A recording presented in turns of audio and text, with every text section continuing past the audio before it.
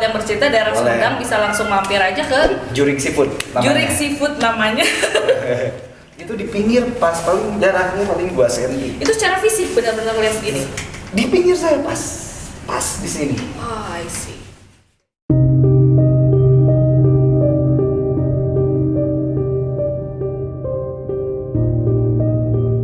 Halo, selamat pagi, siang, sore, dan malam sahabat yang bercerita. Welcome back to our channel yang bercerita, di mana kita selalu menghadirkan kisah-kisah dari orang-orang yang memiliki pengalaman gaib dan spiritual. Nah, dalam kesempatan kali ini kita kedatangan salah satu narasumber. Langsung sebut namanya ya. Kita panggil Kang Yasbi. Kang Yasbi adalah salah seorang pengusaha, tapi kita cekidot aja untuk profil lengkapnya. Halo. Ya, halo. Silakan disapa sahabat yang bercerita. Ya, nama saya Yasbi. Saya salah satu brewer atau pembuat liquid di Kota Bandung. Brandnya lebih ke brand perusahaannya Follow Me Juice. Gitu. Itu aja sih. Nggak terlalu menarik. Aktivitasnya ngapain nih? Nggak terlalu menarik mungkin kalau udah menjalani, tapi kita yang lihatnya wow, debak. Ya, gimana? Jadi ngapain aja gitu, kayak bikin liquid gitu kan? Bikin liquid, apalagi pandemi gini kan lebih banyak santainya mungkin ya. Lebih banyak R&D atau ya percobaan liquid kayak gitulah. Lebih banyak gitu, dan kemarin juga akhirnya saya karena terlalu santai kali ya. Terlalu santai, kemarin saya baru buka seafood. Desember kemarin. Tepuk Cuma tangan. di Tanjung Sari jauh. Sumedang ya, nggak apa-apa, siapa tahu nanti ada sahabat yang bercerita daerah Boleh. Sumedang bisa langsung mampir aja ke Jurik Seafood namanya. Jurik Seafood namanya. Agak serem ya? Spesial Ya? bisnis atau gimana nih? Enggak kan, konotasi jurik itu kayak kalau orang Sunda nih ya. Wah, si eta jurik dahar berarti suka banget makan Oh kan. iya, oke. Nah, jadi Kata serapan ya. iya, jadi konotasinya kan orang melihat serem banget gitu, jurik sebenarnya lebih ke Oh, gila banget. Oh, suka banget ke seafood. Yes, gitu. oke, nanti Intinya jangan sih lupa lebih mampir. Di sana menunya mungkin ada kayak seafood, Ya, kerang tumpah dan lain-lain kerang ya. tumpah kayak gitulah.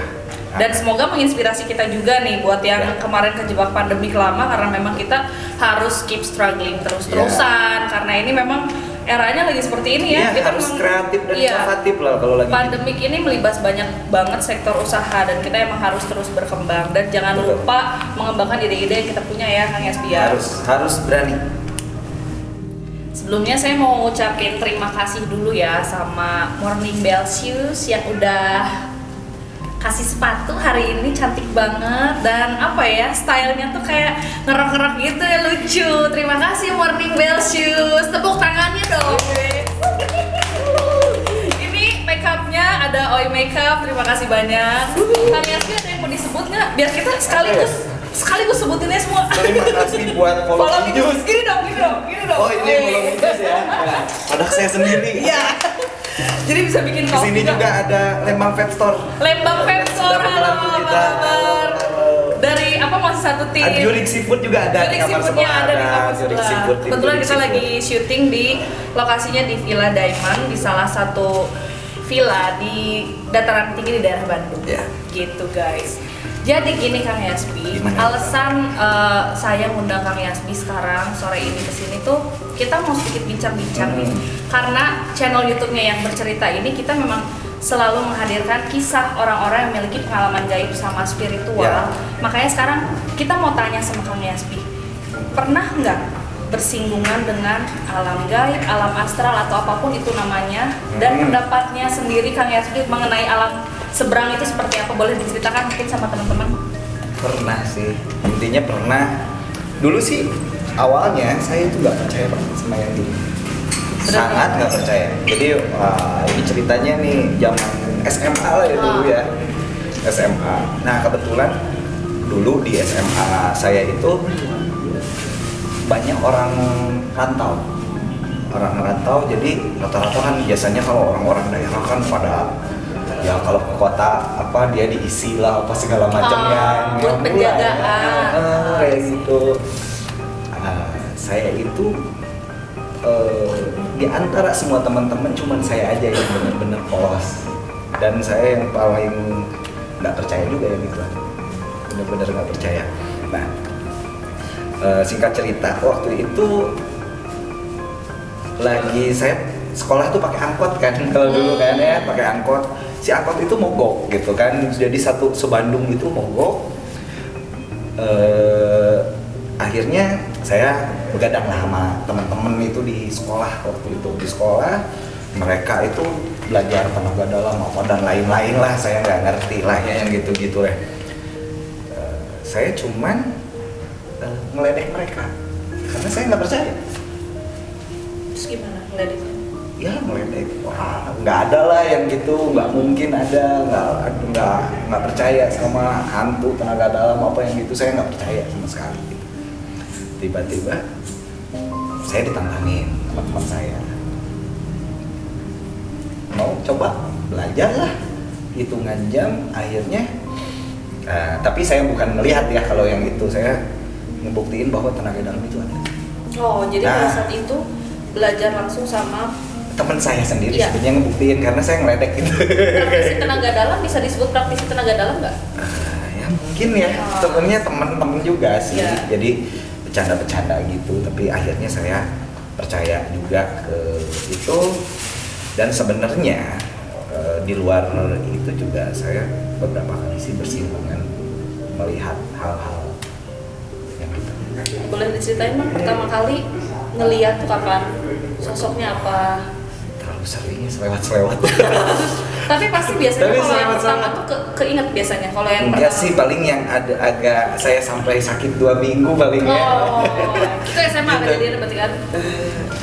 SMA kalau nggak salah itu SMA juga.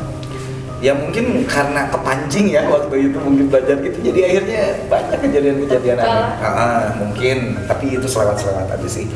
Jadi dulu saya di rumah begadang sih sama temen gitu, begadang berdua doang sih. Pas saya mau ke toilet, ternyata dia di pinggir saya. Dia tuh she or he? Iya, saya juga bingung ya apa namanya ya. Pokoknya kalau bahasa Sundanya jurig lah ya. Cewek cowok? Nggak tahu. Warnanya merah tanah kuburan. Merah tanah kuburan tuh gimana ya? Gimana ya? Merah tanah. Orange bata. Iya, orange bata gitu lah ya. Itu di pinggir pas, paling jaraknya paling 2 cm. Itu secara fisik benar-benar melihat segini? Di pinggir saya pas di sini. I see. Dari sana saya langsung ke kamar lagi memang. Jadi pas begitu saya udah beres itu hilang. Saya ke kamar mandi. Ke kamar lalu bercerita sama ya. Mungkin saya sih mungkin sadarnya saya ngeganggu ya waktu itu karena saya sukanya lagu-lagu underground semua. Jadi itu jam 12 sampai ya jam 12 jam 1 malam lah itu kalau nggak salah. Itu saya ya muternya lagu-lagu Korn, Limp Bizkit yang gitu, yang kenceng-kenceng gitu kan dulu kayak gitu.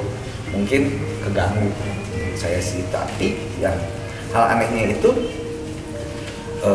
memang hanya beberapa detik aja ngeliatinnya ya. Cuman dari jam ya setelah kejadian itu sampai setengah tiga subuh itu, kalau misalkan saya merinding, teman saya merinding. Atau saya enggak, ini juga enggak, pokoknya sama. Cuman itu tiba-tiba hilang, tiba-tiba ada, tiba-tiba hilang. Terus kan rumah saya termasuk agak jauh ya ke jalan raya utama itu ya. Tapi suara mobil itu kayak itu juga saya heran sampai sekarang. Kayak dideketin? Iya, kayak dideketin. Terus biasanya kan ada hansip ronda gitu yang pukul tiang listrik. Itu bunyinya tuh kayak deket banget sih. Gitu. Nah, singkat cerita tidurlah kita. Tapi oh iya, karena saya kesal. Waktu itu kayak saya merinding, jadi mungkin ada sekitar 1,5 jam, 2 jam gitu kayak merinding enggak gitu terus kan. Akhirnya kan saya kesal. Akhirnya saya nantang lah ceritanya.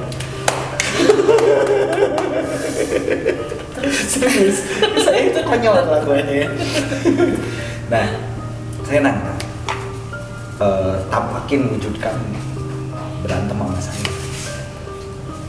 ya saya kan nggak bisa lihat dia ya, dia harus wujudin kan, otomatis bisa berantem. Ternyata pasti nggak suka, apa sih Nggak mereka enak, terus, iya. risih banget gitu kan, kayak gitu. Nah, habis itu nggak ada, si merindingnya itu udah bener-bener nggak ada. Akhirnya kita tidur lah, 5:30 pagi itu teman saya mau pulang, pamit pulang, itu masih nggak apa-apa. Saya tidur lagi, saya bisa bangun jam 4 sore dan gerakku udah kayak robot, udah Kaku badannya. kaku banget sampai panas dingin, dan selama 2 minggu saya sakit. Tapi berarti itu dia nggak mau wujud secara fisik lagi kan setelah ditatangin kayak gitu, tapi malah Nggak efeknya ada. mungkin ke badan. Iya, itu. Tapi nggak ada kejadian Matakna, di erep-erep nggak? kata bahasa Sundana tong sompral, cekolot baheula. Iya. Nah, Kang Yasbi, karena kita pengen ngorek-ngorek nih Ya, apa yang dikoreknya? pendapat Kang Yasbi Iya. tentang alam gaib. Coba aku pengen tanya deskripsinya, versinya Kang Yasbi seperti apa tentang alam sebelah. Simpel sih sebenarnya, memang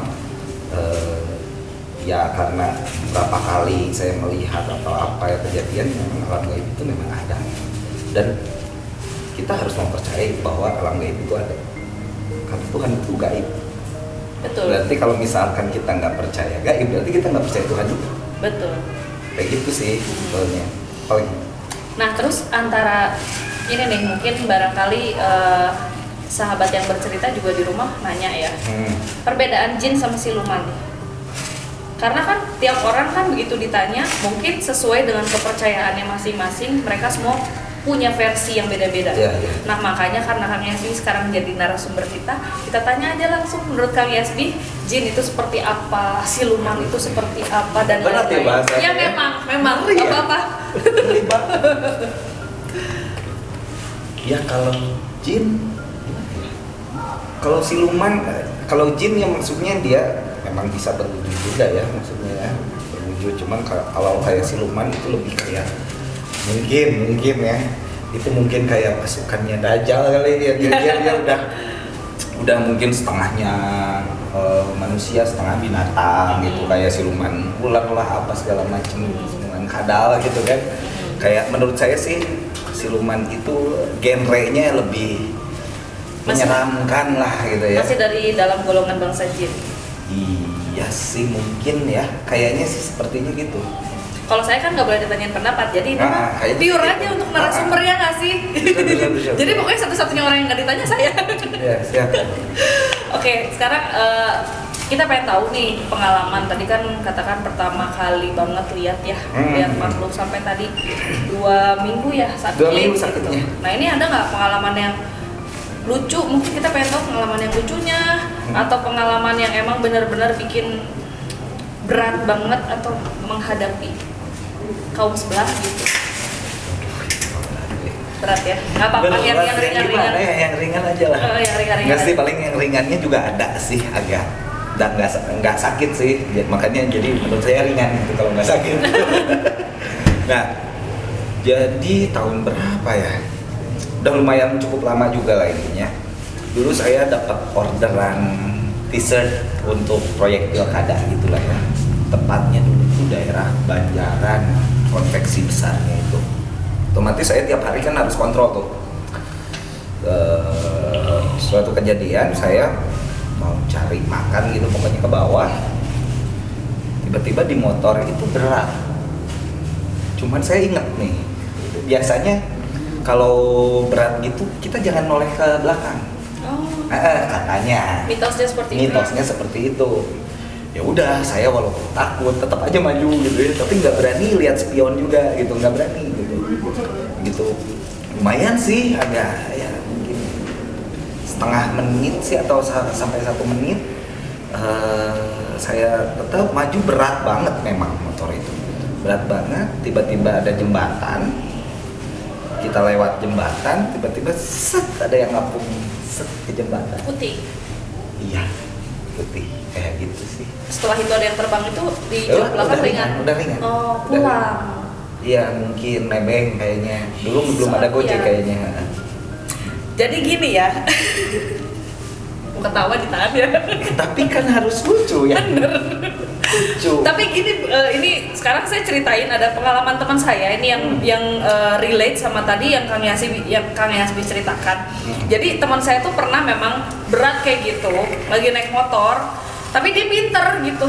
Aduh, ini di belakang ada yang ikut nih. Itu udah pasti karena udah nggak enak, mana merinding-merinding nggak jelas gitu. Padahal dia habis pengajian, habis pengajian coba. Terus di belakangnya tiba-tiba seperti itu kan, dan emang dia sensitif gitu, termasuk orang yang sensitif kan.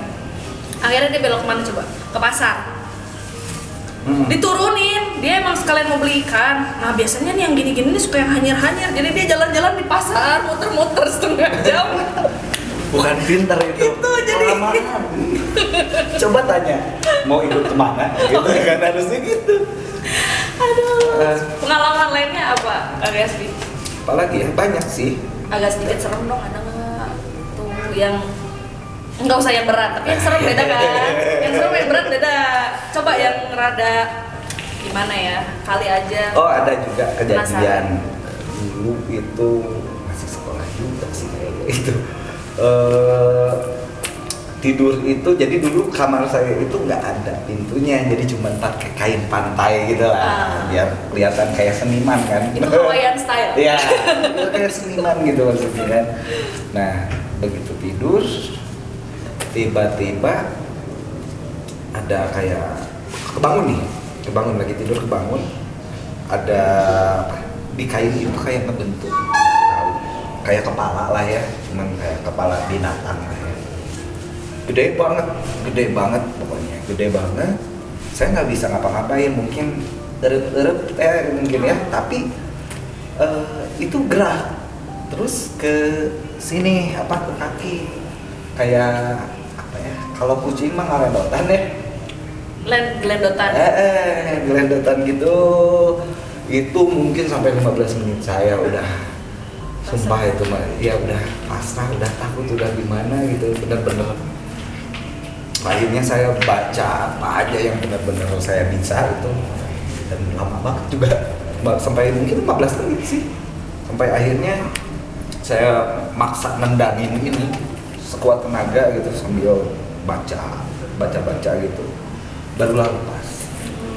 Itu sih yang saya heranin, memang itu benar-benar lagi bangun terus sadar saya nggak bisa gerak, tapi saya ngeliat gitu ada nggak tahu makhluk yang ngelendotin ini Stud, membantu. Kayak gitu sih. Kalau mau ketawa aja nggak apa-apa guys. Ya, bebas. Nggak apa-apa, nggak akan bocor suaranya kok, nggak apa-apa. Supaya ketahuan kita tuh nggak berdua di sini. Karena ini bukan stasiun TV resmi. Santai sih. Oke, skip. Nah, apa ya? Itu kan tadi kejadiannya yang Kang Yasbi ceritakan tuh yang lalu-lalu. Ada masa nggak ada kejadian sekarang? Ada yang lucu. Dulu saya suka camping. Saya suka camping daerah gunung apa ya, Cikuray kalau nggak salah, Pandayan di Garut ya, pokoknya di Garut, di perkebunan teh Dayen Manggung kalau nggak salah.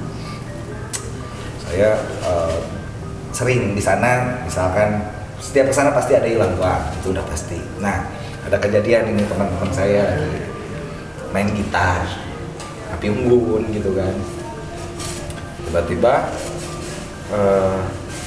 sebelumnya sorenya menjelang maghrib teman saya itu bilang itu kayak sompral lah, kayak dia nggak takut kalau ditemenin inti lah istilahnya gitu. Dah itu sore, semalamnya mungkin teman-teman sambil ngomong yang ngelantur segala macem sama main gitarnya itu kita di api unggun itu muterin api unggun tapi sambil nyanyinya black metal.